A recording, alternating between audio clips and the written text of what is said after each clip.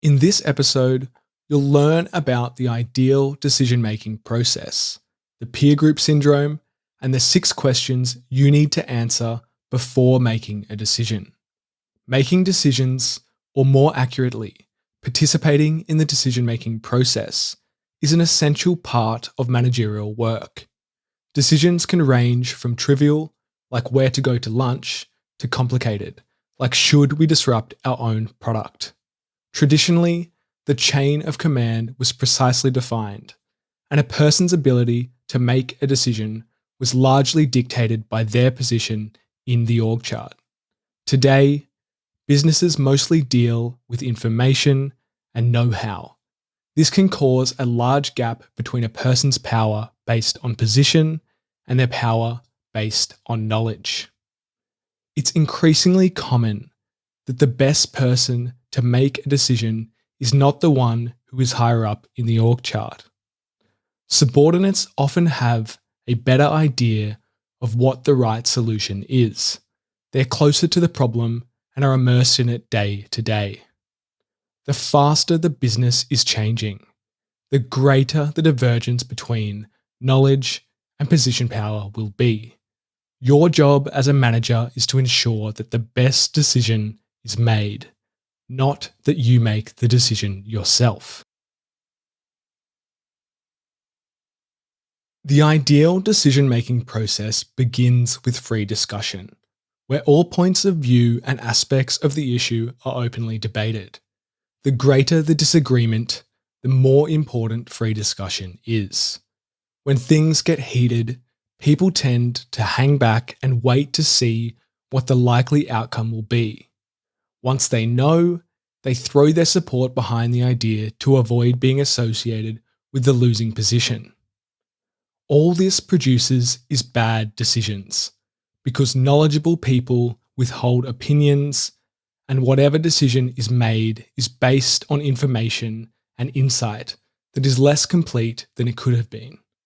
A good way to avoid this is to have the most junior person state their opinion first. The next step is to reach a clear decision.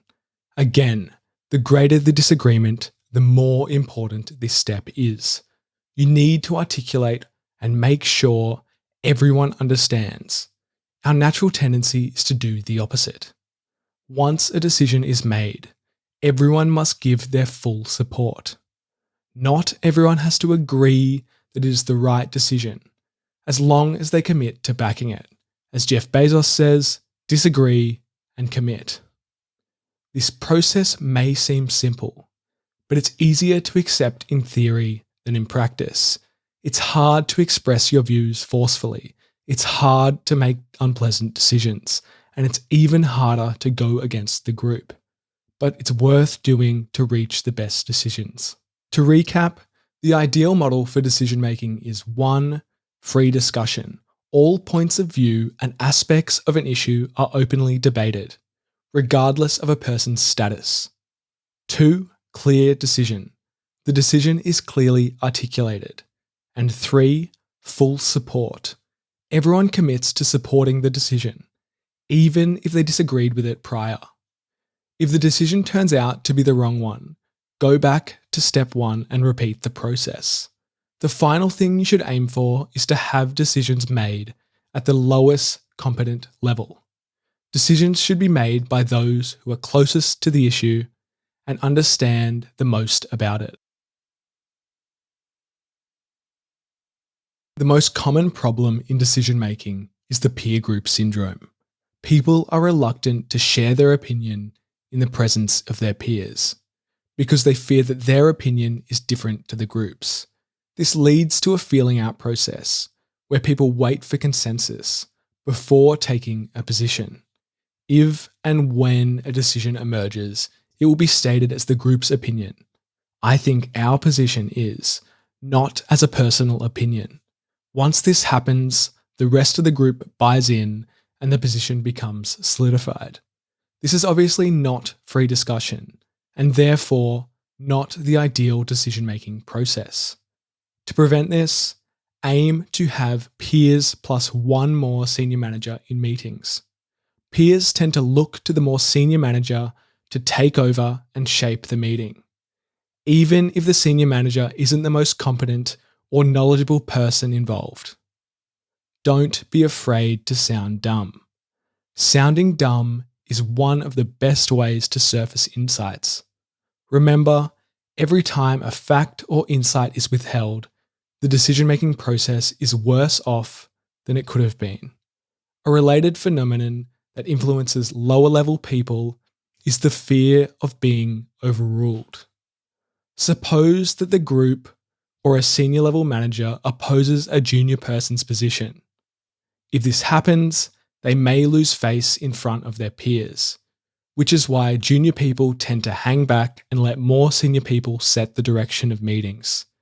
This is why it's a good idea to have the most junior people speak first.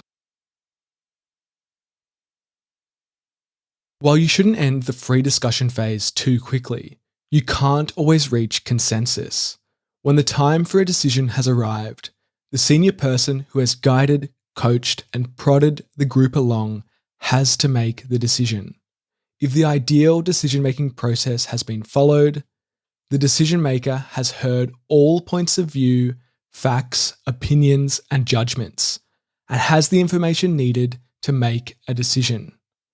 Like all other managerial activities, focus on output, which in this case is the decision itself. To avoid blindsiding people with your decision, answer these 6 questions in advance. 1. What decision needs to be made? 2. When does it have to be made by? 3. Who will decide? 4. Who will need to be consulted before making the decision? 5. Who will ratify or veto the decision? And 6. Who will need to be informed of the decision?